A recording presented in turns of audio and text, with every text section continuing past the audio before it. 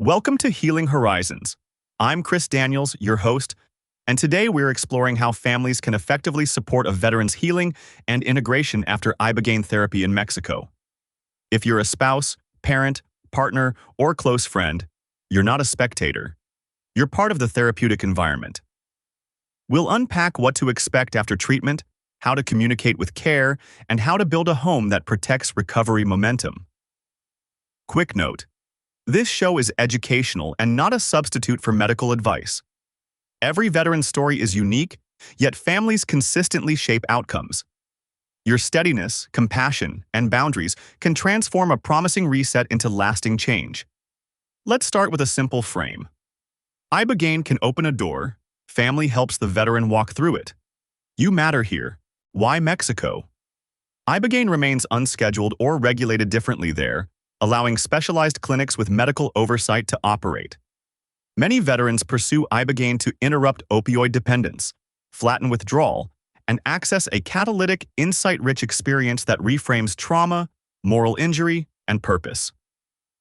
The acute phase lasts 12 to 36 hours, intensive introspection, ataxia, and vivid memory processing under monitoring. The days after bring a gray day or two, then improving clarity. But the real work is integration, translating insights into habits, relationships, and supports back home. Expect sleep shifts, sensory sensitivity, and emotional openness. Prepared clinics provide EKG screening, medication reviews, and post-discharge plans. Families who understand this arc normalize it, prevent overreaction to fluctuations, and help the veteran convert a breakthrough into day-to-day stability. Patience makes those gains stick. Let's set expectations early. Ibogaine is a catalyst, not a cure. It can interrupt dependence and open perspective, yet it doesn't replace practice, structure, or connection. Early wins may feel dramatic. Cravings drop, emotions return, meaning lights up. Then life happens. Bills, triggers, old patterns. Families help by naming the truth. Progress is nonlinear, and keeping momentum through small, doable steps. Replace "Are you fixed?" with "What support do you want today?" Focus on process measures: attending therapy, sleep hours, meals, movement, meetings, honest check-ins. Expect dips around day 7, weeks 3 to 4, and again near 60-90 days as novelty fades. Normalizing this trajectory prevents panic and shame, so hiccups become feedback, not failure, and course corrections happen sooner. Celebrate effort, keep routines, and adjust plans thoughtfully as needed. Many veterans carry layered burdens: PTSD symptoms like hypervigilance and nightmares, traumatic brain injury affecting attention, impulse control, and sleep, and moral injury, injuries of conscience, driving guilt, shame, and spiritual distress. After Ibogaine, emotions often thaw. That can look like tears, tenderness, or irritability without clear cause. Some face protracted withdrawal, especially after long opioid or benzodiazepine histories. Fatigue, low motivation, temperature swings, and gut changes. These aren't character flaws. They're neurobiological processes unwinding. Families help by tracking patterns, not judging moments. Keep a shared log of sleep, nutrition, movement, meds, therapy, and stressors, then review weekly to spot trends.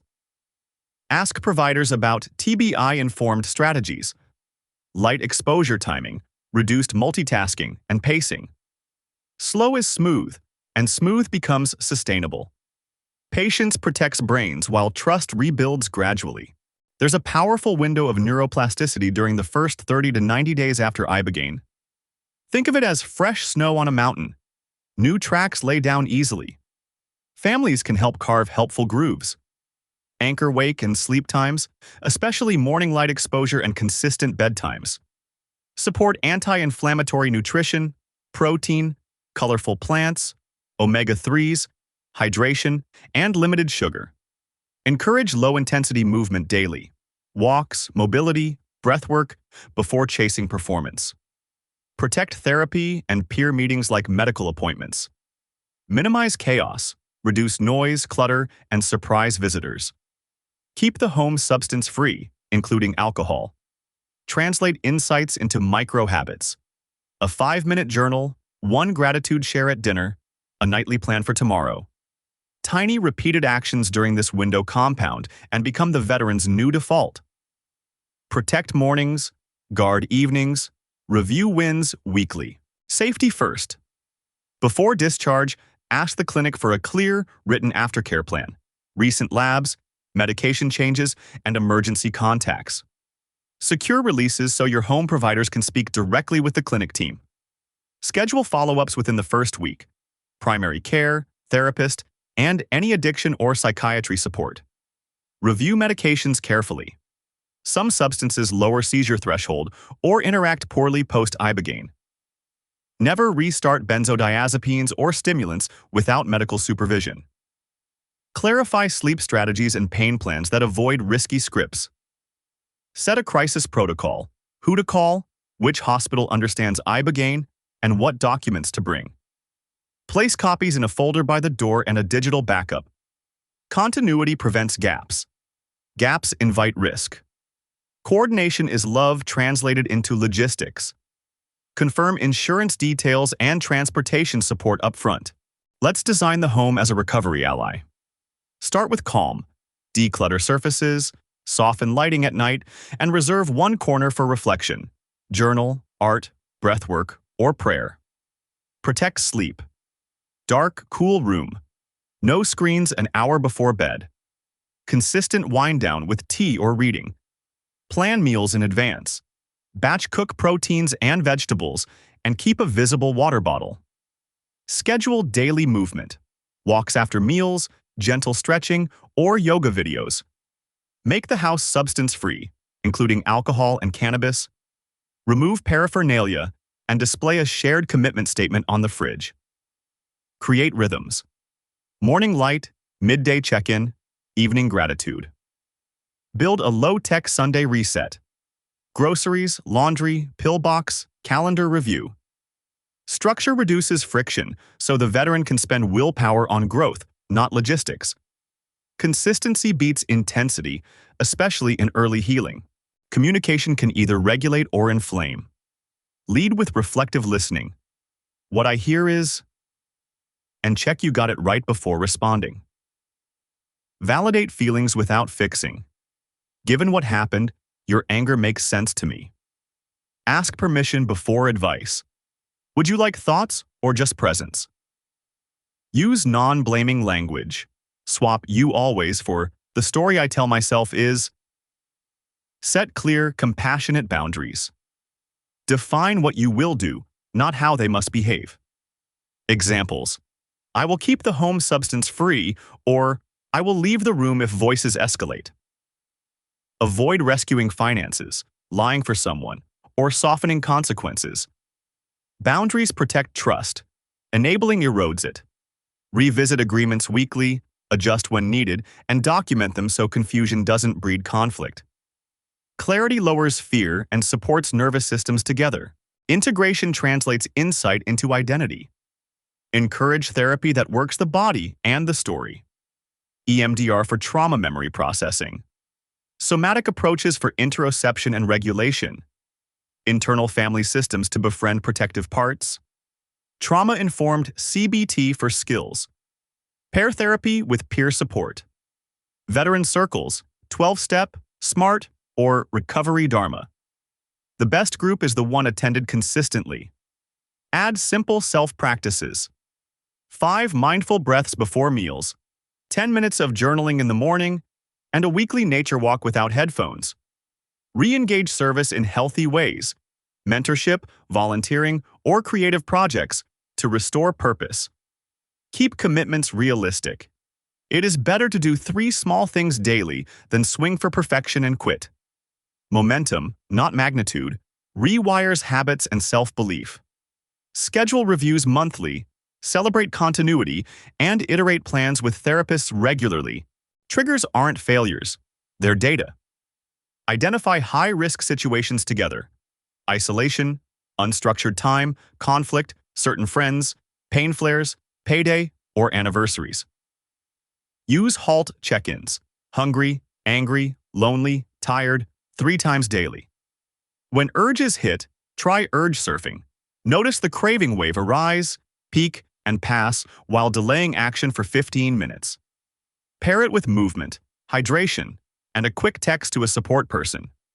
Create a written action plan. 3 people to call, 1 safe place to go, and 2 grounding practices. For relapse or crisis, define early warning signs: missed appointments, secrecy, cash requests, disappearing. If a slip occurs, move from blame to triage. Ensure safety, notify providers, review medications, and re-engage care within 24 to 48 hours. Fast reboots prevent spirals. Practice calmly so responses become second nature when needed. Recovery thrives on reinforcement. Track small wins on a visible board: therapy attended, walks completed, honest conversations, cravings ridden out, and tech-free meals. Celebrate effort over outcomes. You showed up matters. Create family rituals: Saturday hikes, midweek game night, or a gratitude text thread. Equally vital is family self-care. Loved ones need fuel.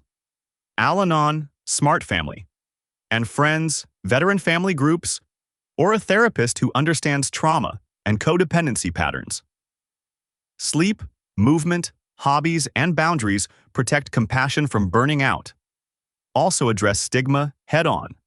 Open conversations about psychedelics, addiction, and trauma reduce shame and isolation. Share vetted education, ask curious questions, and avoid moralistic frames. The goal isn't to convince skeptics, it's to build a shared language of recovery. Understanding grows safety, and safety sustains change. Logistics matter. Before leaving Mexico, obtain records, EKGs, dosing notes, and a discharge summary. Confirm handoffs to integration providers. Plan travel with rest days, hydration, and minimal stimulation. Protect dignity at re-entry. Share details only on a need-to-know basis. When vetting clinics, look for cardiac screening, trained medical coverage, emergency transfer protocols, medication review, and a documented integration plan with family briefings. Helpful patterns from families. Calm consistency beat pep talks.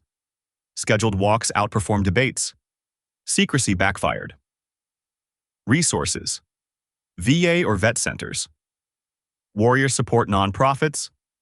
The 988 Lifeline, Press 1 for veterans. Peer networks, and reputable integration directories. Your weekly actions: start a shared check-in ritual. Stop rescuing from natural consequences. Continue protecting sleep. I'm Chris Daniels. Thanks for listening to Healing Horizons. Be well together.